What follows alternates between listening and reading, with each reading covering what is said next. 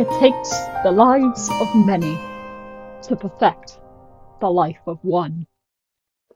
So the story takes place in a large building in what seems to be a rural area with a nice view of the water. Sea or lake? Not specified. Where a small girl is sent to stay. She's given a very comfortable life and stuff, guessing from the fact she remains alive, and her room seems very personalised and cutesy. Also, I remember her room had some of the same shelves I do, like the IKEA Eckert box shelves and like the 3-part shelf that I have in my bed. Yeah. This remains very normal and frankly not memorable until a specific part of the dream, viewing the perspective of one of the robot butlers I guess this girl has. I'll draw the designs of them soon. I kind of remember what they look like. They kind of looked like the Mimic a little bit, but less evil. That's the best way I can describe it. They go through some of the various rooms aimlessly until they hear another one approaching, which instantly gives them bad vibes and they hide under their bed, I guess. You know, when it's like, I know you've experienced this, when like, there's someone in the dream, and it's like, they have, you literally do not have proof of them being evil yet, but your brain's like, oh god, they're evil. This other robot butler is important. I will name them the medium to make it easier to talk about them. So the medium starts talking to themselves whilst looking at a portrait of another robot butler, presumably their wife, and presumably dead. According to the bad vibes anyways. No, best source ever, in a dream. Before going into their room, the same room, the other butler is hiding.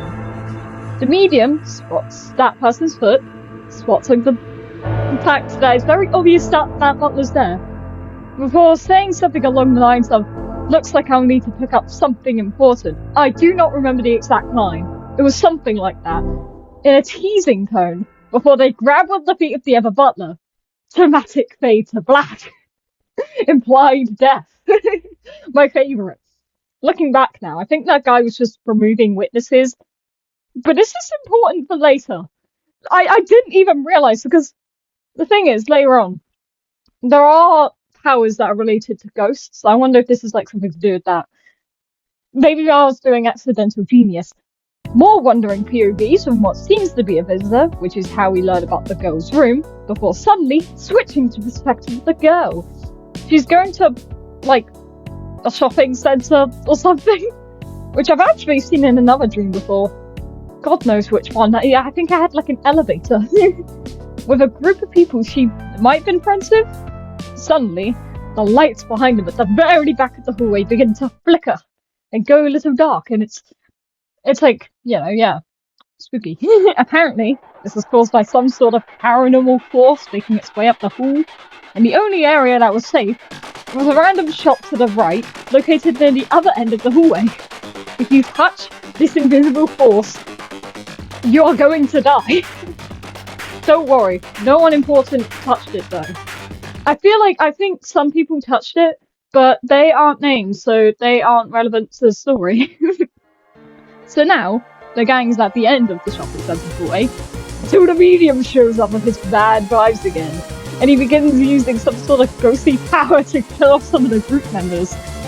Hey guys, I'm evil, I'm gonna assassinate you. It is at this moment, this girl has an epiphany. The medium's powers are caused by the ghosts of the dead, granting them to him! If the girl were to be granted powers from the ghosts of her group, she could fight back and finish off the medium. She sits for a moment, waiting for blessing. Her hands up to her ear for some reason, until she gets said powers and absolutely obliterates the medium using the power of convenience. The end.